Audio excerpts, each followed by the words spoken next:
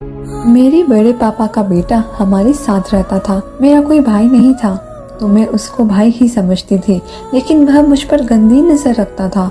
मैं उससे 10 साल छोटी थी, लेकिन एक दिन जब मैं स्कूल से वापस आई तो घर पे कोई नहीं था, सिर्फ मेरा भाई था। मैं उसके कमरे में गई तो उसने दरवाज़ा बंद करके मेरे साथ ऐसा काम किया कि मेरी होश उड़ गए, क्योंकि मैं बिस्तर पर पड़ी आंसू बहा रही थी। कांच का गिलास टूटकर चिकनाचूर हो गया था और साथ ही मेरे सारे अरमान और जज्बात भी चकनाचूर हो गए थे। मेरी रोने से कमरे की चारों दीवार गूंज उठी थी, लेकिन उस इंसान को कोई असर नहीं हुआ था। मैं अपने ही घर में महफूज नहीं रही थी। मेरे शरीर दर्द से टूट रहा था। मेरी आंखों के सामने का हर चीज धुंधला गया था। मेरे आंसुओं ने तकिए को पूरी तरह भिगा दिया था, लेकिन आंसू फिर भी रुक नहीं रहे थे और बहते ही जा रहे थे। मेरे दिलों पर जो जख्म लगे थे वो शायद सारी जिंदगी मिट नहीं सकते थे। उस दिन का एक एक बात मेरी आंखों के सामने घूम रहा था और ऐसा लग रहा था जैसे मेरे पापा की यादें मेरी आंखों में बस गई हो अपने पापा की रानी थी। अगर आप आज मेरे पापा जिंदा होते तो शायद किसी के अंदर ये हिम्मत ना होती कि वह मुझे मेरे ही घर के अंदर बर्बाद कर दे। आज तो इस घर की दीवारें भी मेरे पर रो रही हैं। ये वही घर था जहाँ कभी मेरी हंसी गूंजा करती थी। आज मेरी चीखों से ये घर गूंज उठा था। मैं अपनी किस्मत पर रो रही थी। न जाने मुझसे ऐसा कौन सा पाप हो गया था जिसकी सजाइयों मेरे नसीब में लिखी गई थी, वह भी उस इंसान के हाथों जिस पे मैंने सबसे ज्यादा भरोसा किया था। वो इंसान मुझे बर्बाद करके खुद घर से बाहर निकल गया था और कई घंटे अपनी हालत पर रोने के बाद मैं बिस्तर से उठ खड़ी हुई थी। आहिस्ता आहिस्ता चलते हुए मैं वॉशरूम में गई तो आईने में अपना चेहरा देखकर एक बार फिर मेरे आंसू बह निकले। मेरे चेहरे पर जगह जगह दांतों के निशान थे। मैंने अपने चेहरे पर पानी का छींटा मारा और खुद को संभालते हुए वापस अपने कमरे में आई। मम्मी के आने में ना जाने अभी कितना समय बाकी था। मैंने खुद को कमरे में अंदर से बंद कर लिया था। डर के मारे में अभी भी थर थर कांप रही थी। बार बार मुझे ख्याल आता था कि मैं कोई भयानक सपना देख रही हूँ। मेरी आंख खुलती और यह सब खत्म हो जाएगा, लेकिन मैं सच्चाई से नजरें नहीं चुरा सकती थी। ये कोई भयानक सपना नहीं था, बल्कि एक भयानक सच था जो अब मेरे साथ सारी जिंदगी रहने वाला था।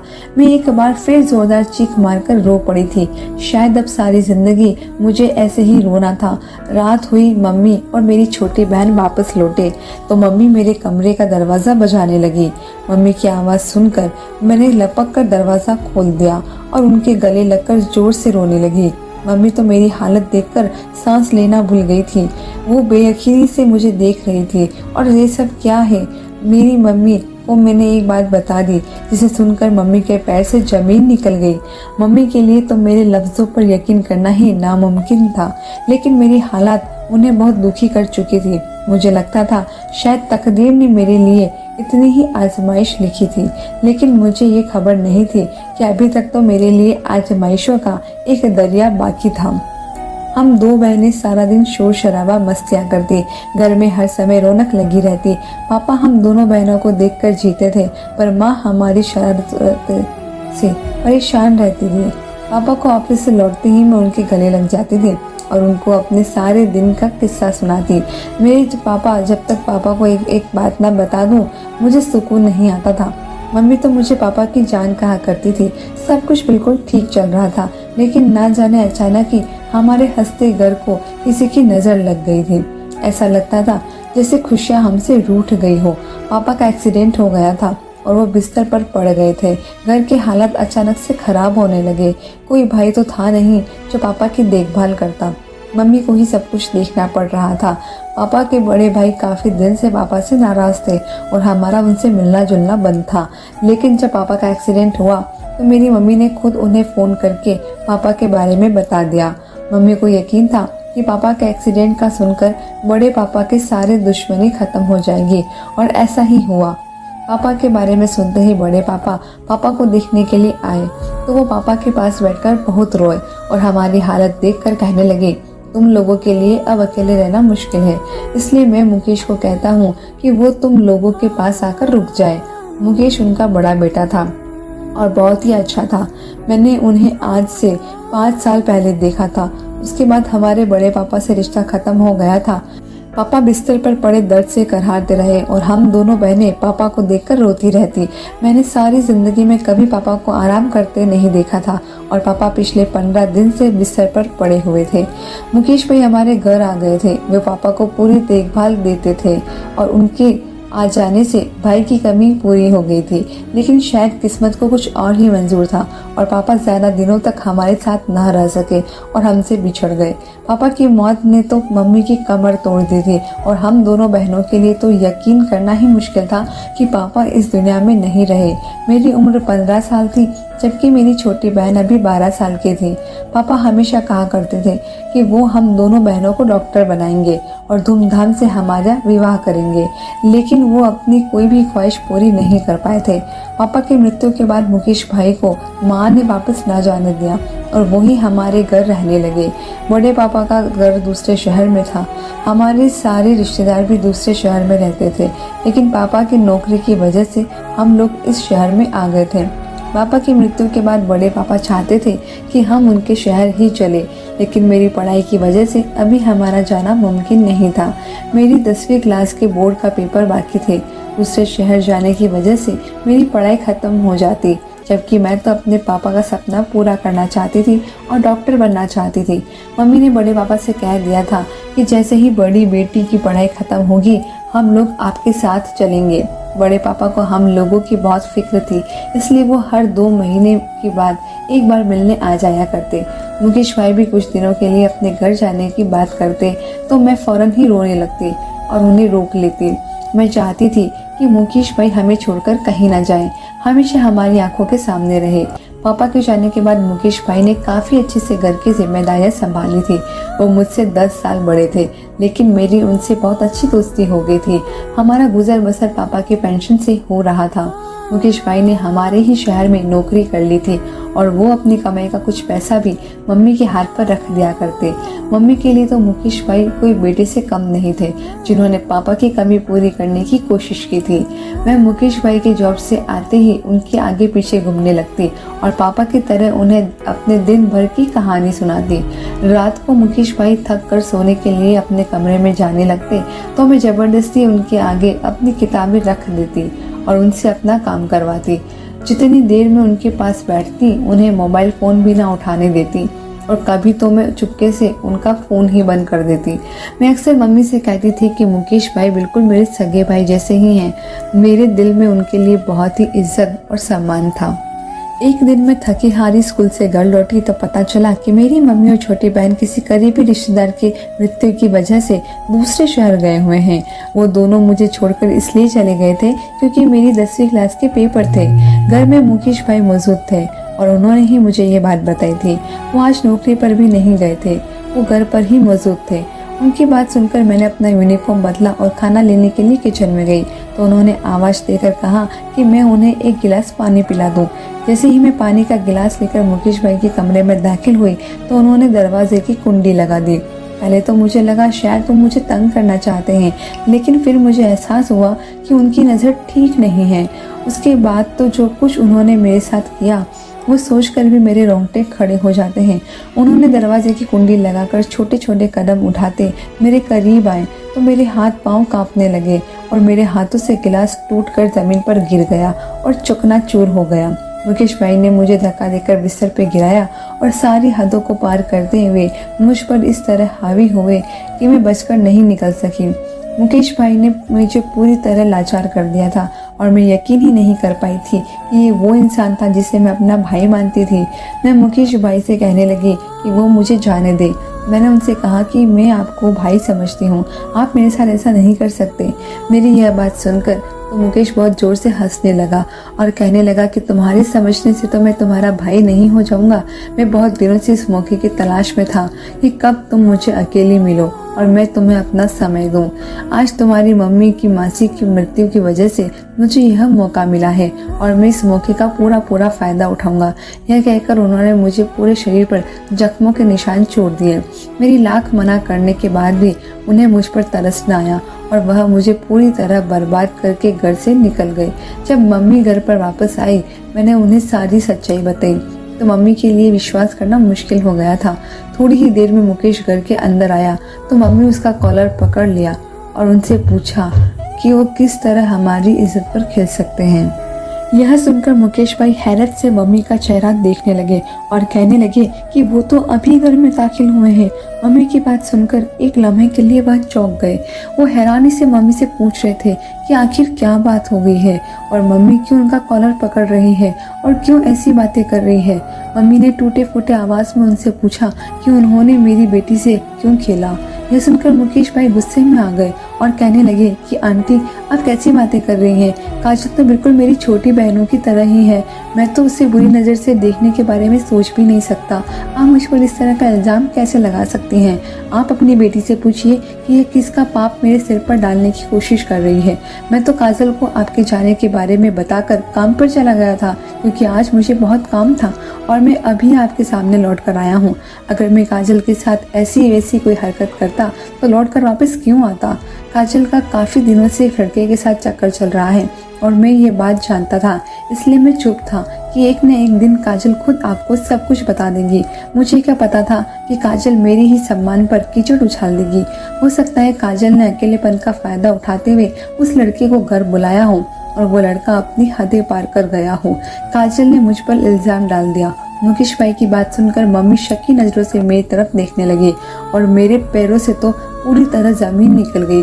मैं तो ये सोच बैठी थी कि मुकेश भाई अपने पाप को मान लेंगे, लेकिन वो तो मुझे ही गलत साबित करने लगे थे। मैंने मम्मी से कहा कि मुकेश भाई झूठ कह रहे हैं, मेरा किसी के साथ कोई चक्कर नहीं है। मुकेश भाई ने ही मुझे बर्बाद किया है। यह सुनते ही मुकेश भाई ने आगे बढ़कर मेरे चेहरे पर एक थप्पड़ मारा। कहने लगा, काजल अपनी गलती मानने के बजाय तुम मुझे बुरा कह रही हो। मम्मी को तो समझ ही नहीं आ रहा था कि उन्हें क्या करना चाहिए। मुकेश भाई गुस्से में मम्मी से कह रहे थे कि वो एक पल भी इस घर में नहीं रहना चाहते। वो अपने कमरे में गए और अपना सामान रखने लगे। मम्मी ने मुझे हाथों से पकड़ लिया और कहने लगी कि सच बता, ये सब किसने किया है। मैं रोने लगी थी। मैं किस तरह साबित करती कि ये सब मुकेश भाई ने ही किया था। थोड़ी ही देर में मुकेश भाई अपना सामान लेकर कमरे से बाहर निकल आए थे। वो मम्मी से कहने लगे कि आंटी अब मैं इस घर में एक पल भी नहीं ठहर सकता। मैं यहाँ अपने अंकल की कमी पूरा कर रहा था, लेकिन आपकी बेटी ने मेरे किरदार पर कीचड़ उछालकर मुझे बहुत दुख पहुँचाया है और अब मैं एक पल भी इस घर में नहीं ठहर सकता। मम्मी तो मुकेश भाई के जाने का सोचकर परेशान हो गई थी क्योंकि पापा के बाद वो हमारा बहुत बड़ा सहारा थे, लेकिन मुकेश भाई किस तरह रुकने के लिए तैयार नहीं थे। मम्मी ने मुकेश भाई से कहा कि वह रात भर तो रुक जाएं, भले सुबह होते ही चले जाएं, क्योंकि रात काफ़ी हो चुकी थी। मुकेश भाई को मम्मी की ये बात ठीक लगी थी, इसलिए वह कमरे में वापस चले गए थे। मम्मी ने मुझे कहा कि मैं सोच समझकर उन्हें सुबह तक सब कुछ सच बता दूं। मम्मी की बात सुन मुझे और भी घायल कर दिया क्योंकि मेरी मम्मी को मेरी बजाय मुकेश भाई पर भरोसा था। माँ अपने कमरे में चली गई थी और मेरी छोटी बहन भी सो चुकी थी। मुझे नींद नहीं आ रही थी। मैं बेचैनी से घर में यहाँ वहाँ चक्कर लगाने लगी। मुझे बहुत ज़्यादा घुटन महसूस हो रही थी। मैं छत पर जाने लगी तो अंधेरे में मुझे मुकेश भाई की आवाज़ आ रही थी। वह छत पर मौजूद थे और शायद किसी से फ़ोन पर बात कर रहे थे। मुकेश भाई की बातों ने मुझ पर बहुत सी हकीकतें खोल दी थी। वो किसी से फ़ोन पर कह रहे थे कि बस अब इंतज़ाम का समय ख़त्म हो चुका है और मैं कल सुबह ही वापस आ रहा हूँ। पूरी दूसरी तरफ से न जाने क्या कहा गया था। जवाब में वह कहने लगे कि मैंने हमेशा के लिए पूरी तरह इंतज़ाम कर लिया है। अब मेरे और तुम्हारे बीच कोई नहीं आएगा और मैं तुम्हारे साथ ही रहूँगा। मैं सीढ़ियाँ चढ़कर मुकेश भाई के सामने जाकर खड़ी हो गई थी। मुझे देखकर वह चौंक गए थे। मैंने उनसे कहा कि मुझे सब कुछ सच सच बता दे कि उन्होंने मेरे साथ ऐसा क्यों किया। उन्होंने फ़ोन रखकर मेरी तरफ देखा और कहने लगे कि तुमने मुझे मजबूर किया है कि मैं तुम्हारे साथ ये सब करूं। मैं यहाँ अंकल की बीमारी की वजह से आया था, लेकिन तुम लोगों ने मुझे अपना गुलाम बनाकर रख लिया। मेरी अपनी भी एक ज़िंदगी थी और कुछ ख्वाहिश थी, लेकिन तुम लोगों ने मुझे अपना गुलाम बनाकर रख लिया था और अपने मतलब के लिए इस्तेमाल किया। मैं वापस अपने शहर जाना चाहता था, लेकिन तुम लोगों ने जाने नहीं दिया और तुम किस तरह मुझसे रिश्ता बना ली। मैं थका हारा जॉब से लौटता और आराम करना चाहता, लेकिन तुमने मुझे सुकून ना लेने दिया। कभी पढ़ाई के बहाने मुझे तंग करती और कभी फालतू काम मेरे सिर पर डालती। मुझे तुम्हारा यूँ जबरदस्ती मेरे गले पड़ना बिल्कुल पसंद नहीं था, लेकिन बात यहीं ख़त्म नहीं हुई थी। तुम मेरे फ़ोन भी काट देती थी और जब दिल चाहता मेरा फ़ोन मुझे बिना बताए ऑफ कर देती, जबकि तुम अच्छे से जानती थी कि मेरी मंगनी हो चुकी है और मेरी मंगेतर मुझे फ़ोन करती है, लेकिन उसके बाद भी तुम उसका फ़ोन काट दिया करती थी। तुम्हारी वजह से हर रोज़ हम दोनों में झगड़े होने लगे थे। मेरी मंगेतर पूजा चाहती थी कि मैं वापस आ जाऊं, लेकिन मैं यहाँ तुम्हारे रोने धोने की वजह से लाचार होकर रुक जाया करता था। पूजा मुझ पर शक करने लगी थी और उसे ऐसा लग रहा था जैसे मेरे और तुम्हारे दरमियान रिश्ता बन चुका है। इसलिए परसों रात उसने मुझसे फ़ोन पर साफ साफ कह दिया, अगर मैं लौटकर वापस न आया तो वो ये मंगनी तोड़ देगी। मैं उससे बहुत प्यार करता था और मैंने अपनी उसे पसंद की मंगनी की थी। हम दोनों की जल्दी शादी होने वाली है और सिर्फ तुम्हारी वजह से ये रिश्ता ख़त्म होने वाला है। तुमने मुझे इस कदर लाचार कर दिया कि मेरे पास इसके सिवा और कोई रास्ता नहीं था कि मैं तुम्हें इस बात का सबक सिखाऊं कि ज़बरदस्ती किसी से रिश्ते नहीं बनाए जाते। मुझे तुम लोगों की मदद करने में कोई एतराज़ नहीं था, ना ही मुझे तुम्हारे पास आना बुरा लगता था, लेकिन हर रिश्ते की एक हद होती है। तुम तो पूरी तरह मेरे सिर पर इस तरह सवार हो गई थी कि मेरे लिए सांस लेना भी मुश्किल हो गया। पूजा से होने वाले झगड़े ने मुझे इस कदर गुस्सा दिला दिया कि मैं तुम्हारे साथ वो सब कुछ कर गुजरा जो मैं सोच भी नहीं सकता था। मैं बुरा नहीं था, ना ही मेरी नीयत में तुम्हारे लिए कोई ऐसा वैसा था, लेकिन तुम्हारी अपनी हरकतों ने मुझे मजबूर कर दिया कि मैं तुम्हारे साथ गलत हरकत कर गया और मुझे इस बात पर बहुत ज़्यादा शर्मिंदगी भी है, लेकिन मेरे पास इसके सिवा कोई चारा नहीं था। तुम्हें यह बात समझ लेनी चाहिए कि तुम ज़बरदस्ती किसी को अपना भाई बनाकर इस तरह ज़िंदगी पर सवार नहीं हो सकती थी। मैं पूजा को खोना नहीं चाहता, इसलिए मैं सुबह होते ही यहाँ से वापस अपने शहर चला जाऊँगा और तुम अच्छे से यहाँ अपनी ज़िंदगी गुजारना और किसी से ज़बरदस्ती रिश्ता बनाने की कोशिश ना करना। मुकेश भाई की बातों ने मुझे चौंका दिया था। मैं सोच भी नहीं सकती थी कि वो मुझसे सिर्फ और सिर्फ इस बात का बदला इतनी बेरहमी से लेंगे कि मैं हर समय उनके आगे पीछे रहती थी। यह सच था कि मैं उन्हें बहुत ज़्यादा तंग करती थी और यह जानते हुए भी कि उनकी मंगेतर का फ़ोन काट दिया करती थी, क्योंकि मुझे अच्छा नहीं लगता था कि हमारे अलावा किसी और को वो समय दे। कहीं ना कहीं मेरे दिल में ये ख्वाहिश दबी हुई थी कि उनका पूजा से रिश्ता ख़त्म हो जाए, ताकि वो अपने शहर लौट कर वापस ना जाए बल्कि हमारे साथ ही रह जाए। मैं तो बहुत बार मम्मी से यह भी कहा करती थी कि हम मुकेश भाई का रिश्ता अपने ही शहर में कहीं करवा देते हैं, फिर वो हमेशा यहीं रह जाएंगे, और मम्मी इस बात को मजाक में ले लेती थी। मुझे इस बात का बिल्कुल भी एहसास नहीं हुआ था कि मैं अपने रवैये से किस तरह मुकेश भाई का दिल दुखा रही हूँ। उनकी बातें सुनकर मेरी आंखों से आंसू बहने लगे थे और मैं खामोशी से उतरकर नीचे चली गई थी। उन्हें अपने किए का एहसास था और मुझे अपनी गलती का, लेकिन वह सब कुछ ठीक नहीं हो सकता था जो मुझ पर गुजर चुका था। अगली सुबह जब मैं कमरे से निकली तो मम्मी ने बताया कि मुकेश अपने शहर वापस जा चुका है। मम्मी मुझसे जानना चाहती थी कि यह सब किसने किया, लेकिन आज मेरे पास उन्हें देने के लिए कोई जवाब नहीं था। मैंने अपने मुंह पर पूरी तरह ताला लगा लिया था। मेरी वजह से पहले ही मुकेश भाई पूजा को खोने वाले थे, और अगर ये बात दुनिया वालों के सामने आती तो शायद उनका और पूजा का रिश्ता हमेशा के लिए टूट जाता। मैं दिल से मुकेश भाई को अपना भाई मानती थी और अब उन्हें कोई दर्द नहीं पहुंचाना चाहती थी। अपनी कम उम्र और कम दिमाग की वजह से मैंने उन्हें पहले ही बहुत परेशान कर दिया था। मैंने बहुत बड़ी गलती की थी, लेकिन यह बात मुझे अच्छे से समझ आ गई थी कि हम किसी रिश्ते को ज़बरदस्ती बांधकर नहीं रख सकते। अगर हम किसी पर सवार होंगे तो कहीं ना कहीं हमें उसका नुकसान उठाना पड़ेगा। धन्यवाद दोस्तों।